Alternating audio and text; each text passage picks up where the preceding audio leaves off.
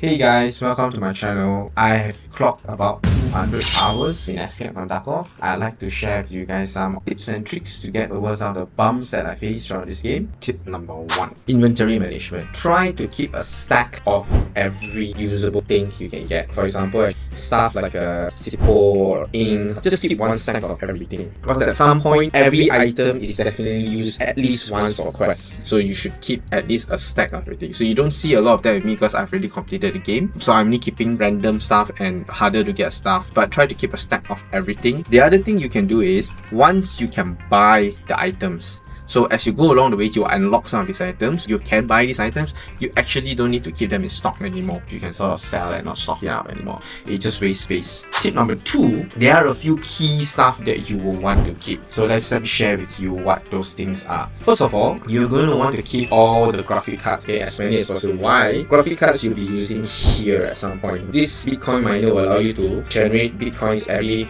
half a day, 12 hours or so, when you have it full, and you get one of these. Keep the Bitcoins, don't sell all the Bitcoins, because you'll be using it for 1 or 2 crafting items, plus the new zone, 0GP challenge zone. There's a duck there that you can hire with 1 Bitcoin. The other thing you want to keep is core fragments and crimson core fragments. I use for are actually to craft small energy bullets and large energy bullets. The last, so I've talked about graphic cards. You should also be keeping all the super glue A's and super glue B to make 1 graphic card SLI, which I'm going to just craft for fun now for you guys to see. Bitcoin miner, so you get to reduce, so you see 9.29 hours there.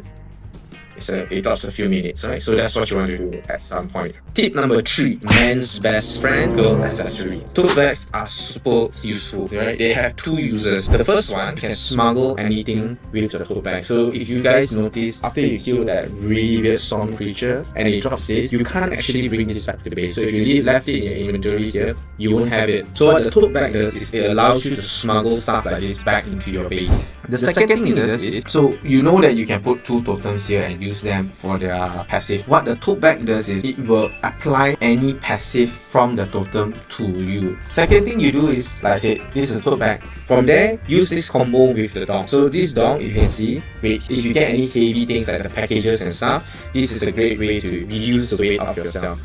Now, there is one more layer to this tip, is that you come across these quests. Let me show you guys, right? So this is one of the trickier courier quests. So you basically need to make 2 deliveries in one go. So what you can do by using the smuggling and the dog combo is, if you put the package in the tote bag and put the tote bag in your dog, you can actually bring the package back to base and then teleport back in again. So you can do this quest in 2 separate runs actually. Tip number 4, how the storm works. There are 2 phases you can see in the top left here. The first phase lasts for 12 hours, second phase lasts for another 12 hours. So 24 hours, 1 whole day that's storm. Storm phase 1 does level 1 damage to you, so you need 1 level protection. Storm phase 2 does level 2 damage to you, so you need level 2 protection. So how do you tell? Very simple. If you look at the armor I have right now, +1 storm protection. But once it hits phase 2, this means I need 1 more. And that's where I can use ultimate space protection. So there is one way to survive in a level 2 storm. You need the weak space storm protection. The combination of these 3 will give you level 2 storm protection. Or again, in the early game, you might just have this and you get level 1 storm protection. Now, what else can give you good storm protection? Later in the game, you'll get stuff like this. Honestly, I ran a bit too far. Again, tons of spoilers in my tips and tricks.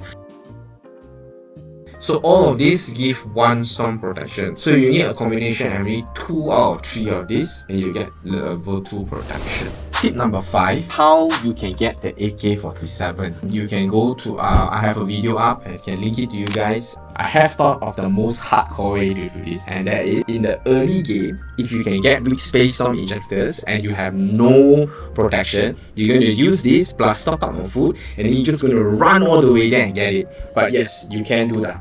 Let me know in the comments if you want me to do some really hardcore, but I thought that I'll just leave it to you guys to try this out yourself, right? So tip number 6, storm creatures just use any element. Most elements do major damage and physical is the worst. Melee works okay, but they move so quickly you don't want to do that. In the early game, Space Glade is probably a good weapon you can use. One of my favorite early game guns is actually the MF Venom. This has it was great against the storm creatures because this gun is pretty accurate. Tip number 7, and I actually also have a guide on this. The best way to kill ghosts is to use spirit weapon. This is a great weapon. If not, psionic sight just as good. You just need to kill the first couple of ghosts, 1 or 2. I got it on my first ghost, and this will help you kill the ghost easily. Tip number 8, you can kill this guy, the mysterious merchant. You can't even do this early game. Just remember, these guys are pretty tough. So let me just show you.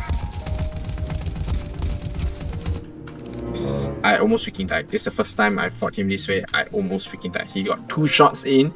If he had got the 3rd shot in, I would have died. Not even kidding. You probably want to keep distance from this guy. Don't do it so face up like I did, because he has a shotgun. You can kill this merchant. Remember to check out if you want to buy anything from him before you kill him. One tip you can do is guns allow you to sort of aim this way, so you can get a heads at him. So what you can do is do that. Anyway.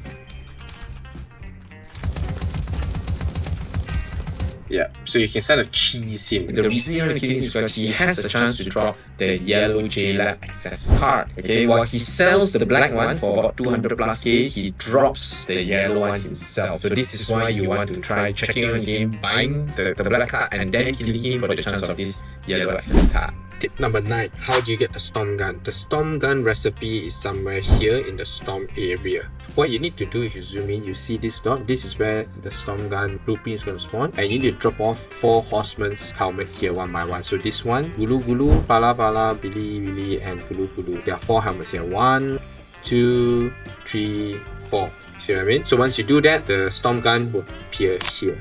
Number 10, I read through all the tips and I've summarized. These are not all the fishes you can fish, but these are all the ones that have special requirements. So you can see 3 locations you can fish from: day and night influence, clear, sunny, and rain. So for example, for Azure Galaxy, you can only get it in Farm Town. Doesn't matter whether it's day or night, but it has to be raining, and you need R6 batteries as your bait. I hope this will help you guys search for any fishes that you guys need to get. Final extra tips just for you guys: taking anything sweet, cola, which gives you that happy 90-second happy, or even like homemade candy and any other kind of candy. Happiness gives you the happiness status. The happiness status basically just means that you walk faster out of combat. So the moment you attack or someone shoots and hits you, that's when you lose it. It's great for just running around the map quickly if you need to, without using the injector boost. Okay, because happiness, you must sustain. And then finally, if there is one mod that you have to download, my recommendation is to get this mod. It's basically live boss map markers. It allows you to tell if a boss is spawned or not. So I'm not going all the way to warehouse. You give it a few seconds to let it load up. See, it will tell you whether a boss is spawned or not. So you don't waste your time hunting for someone that doesn't exist. So even if you don't want, you can don't live, you can remove markers, and there you have it. These are all tips and tricks. Hopefully it's not too long. I'm still figuring out how to do this. Maybe there's a better way for me to do it quicker. But yeah, thank you guys so much for watching this video. Peace. Something